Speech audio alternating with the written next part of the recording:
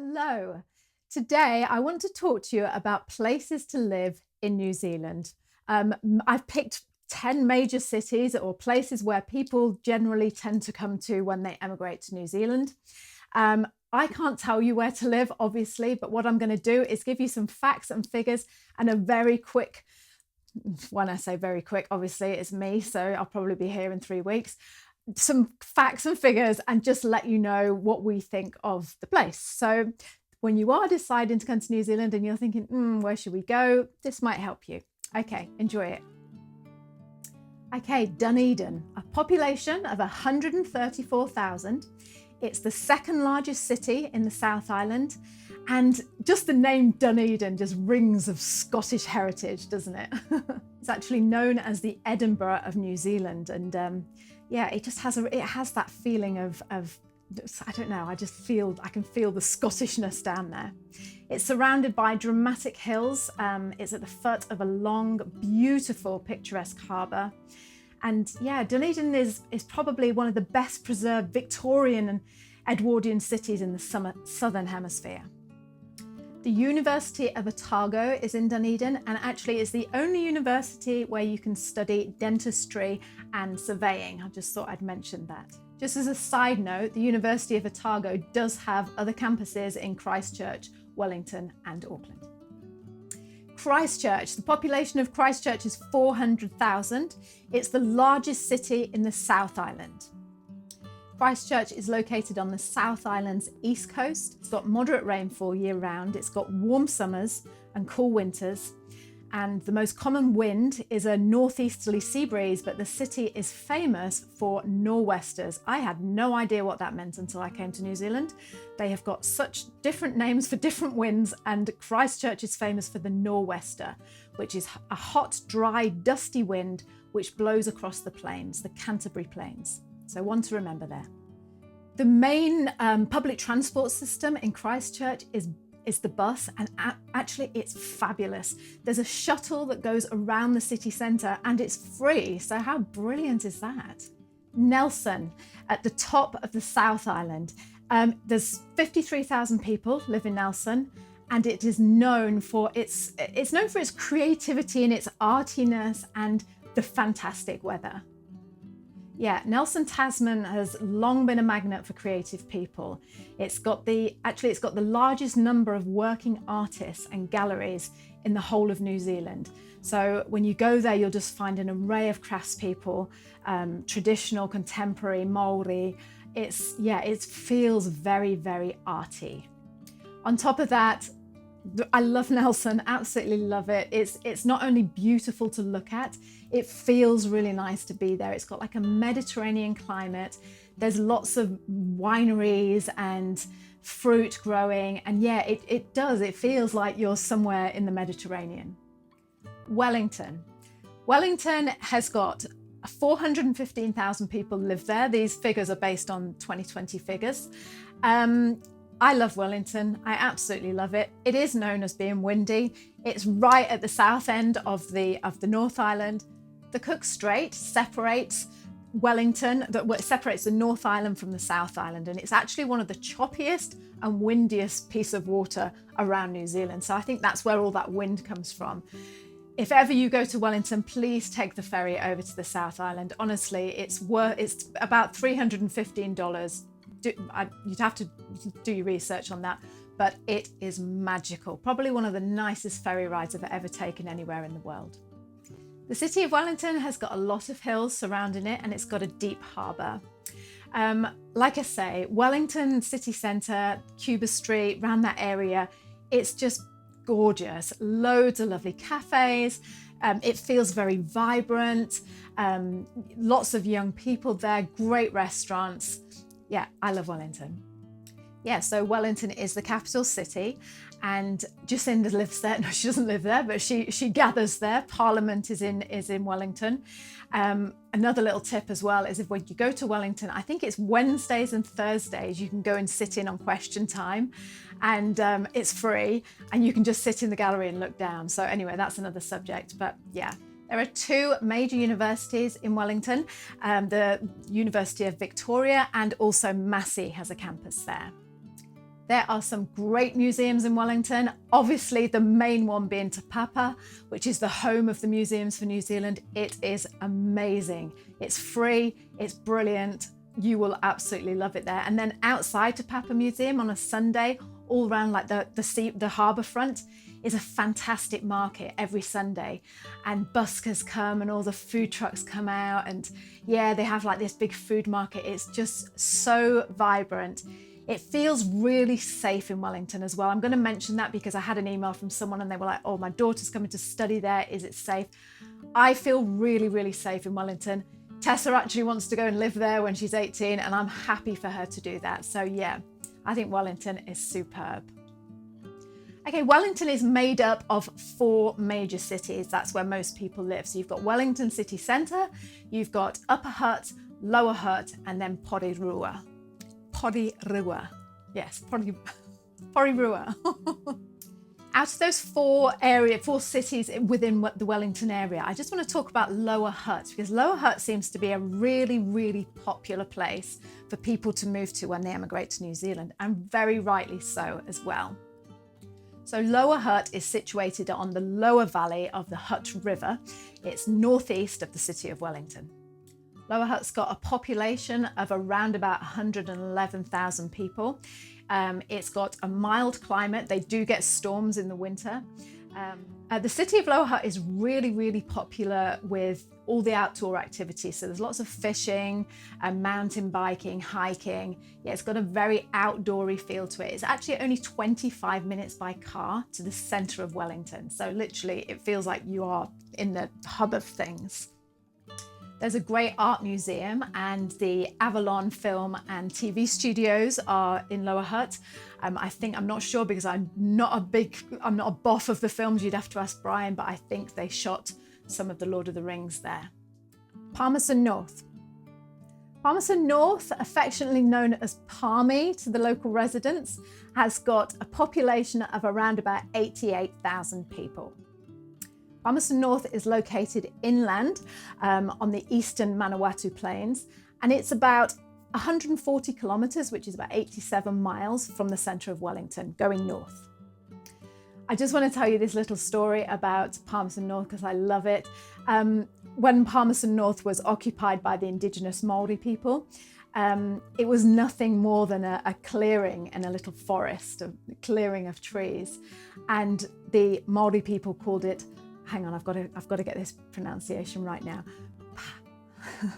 Papa'oia, which means how beautiful it is. So I just love that. I just wanted to share that with you. Tauranga. Tauranga is on the east coast of the North Island. It's got a population of around about 151,000. It's the most populous city in the Bay of Plenty region.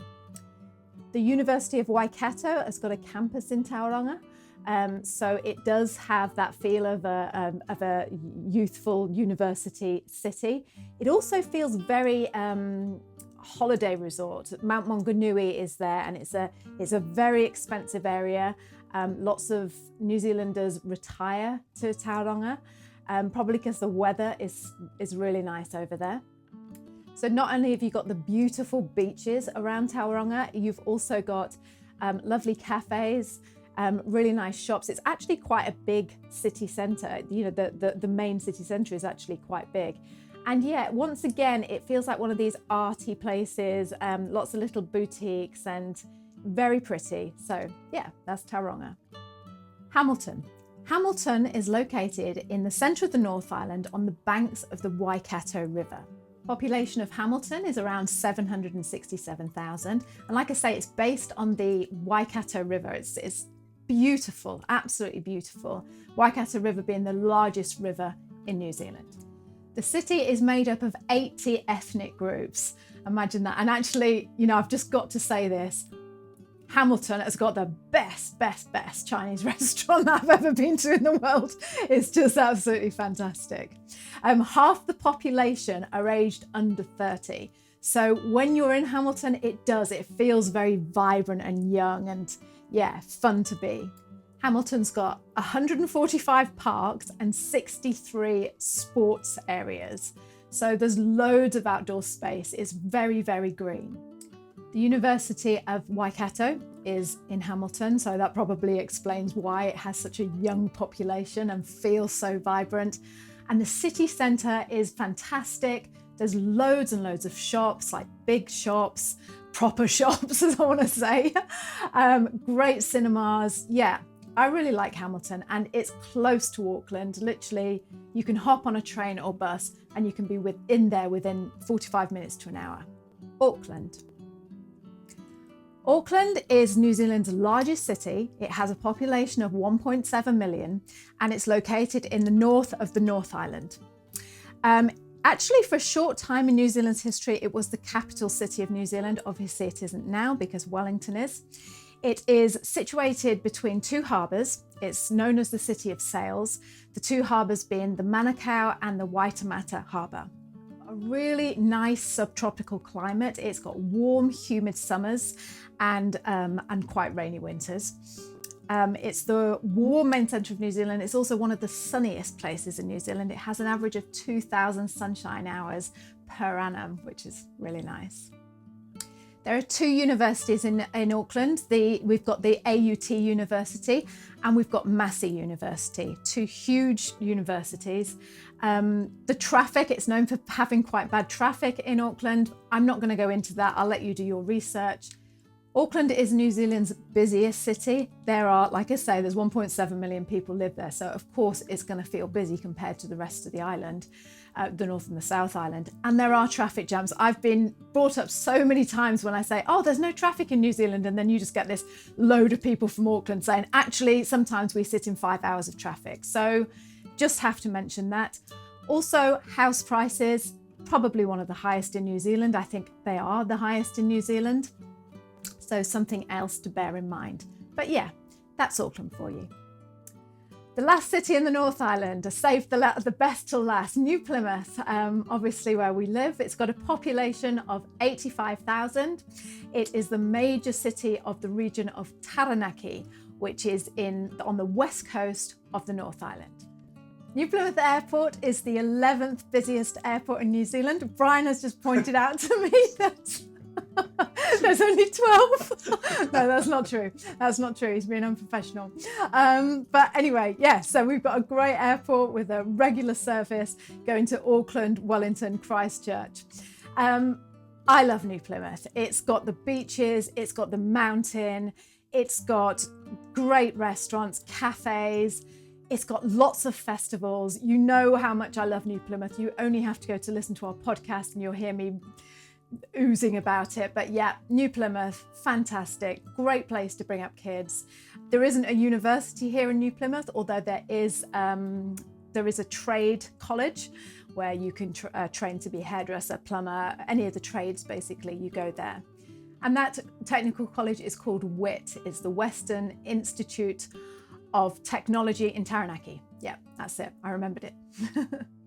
Okay, I just want to use this as a little add-on while I've got your attention. Someone emailed me and said about if you're like living in a suburb, let's take Auckland, for example, where I live just down the road. Is everything within walking distance, or would you constantly be in the car going to New Plymouth? And that's a really, really good question, because that's something I wondered about too when we were moving over to New Zealand. So I've put some footage together for you, and I'm just going to take you on a drive around Auckland, the village where they say village, it's more like a little settling where I live. And you can just see that we've got the local shop, which is the Foursquare. I've taken you in there before. We've got a pharmacy, you've got the doctor's surgery, there's a pub, there's a bottle bank, there's a village hall where kids do karate, or there's some yoga classes there. There's a church, there's a hairdresser's, a barber's, a beautician's, 2 cafes, a school. Yeah, so, and all of this is within walking distance of each other.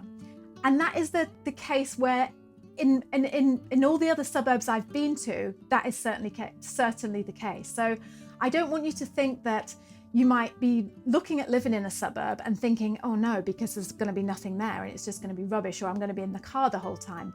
I mean, don't get me wrong, to go to high school, the kids have to get on a bus, or if they want to go to an after-school club, then yes, I had to put them in the car and drive them to New Plymouth, which is 15 minutes away. But what I'm saying is if you live in one of these little suburbs, you're not going to feel isolated and cut off. Just do your research, see how many people live there, and if you're at all concerned or you've got any questions, shoot me and Brian an email or answer in the chat, and we'll do our best to help you with that. Okay, so that brings us to the end of this module. I really hope you've enjoyed it, and it's given you a little bit more of an insight into different places around New Zealand. You know, look, everyone is different. Everyone is going to have completely different needs when they come to New Zealand. You might just want to be totally cut off. You might just want to live in the middle of nowhere, or you might just want that city vibrancy. You know, your kids might be at university age and you're thinking, I need a university city. Whatever it's your choice, but I hope that this has just given you a little bit more of an insight. And like I just said earlier, if you've got any questions whatsoever, nothing is too small, please don't hesitate to ask us and we'll try our best to help you. Okay, good luck with the planning.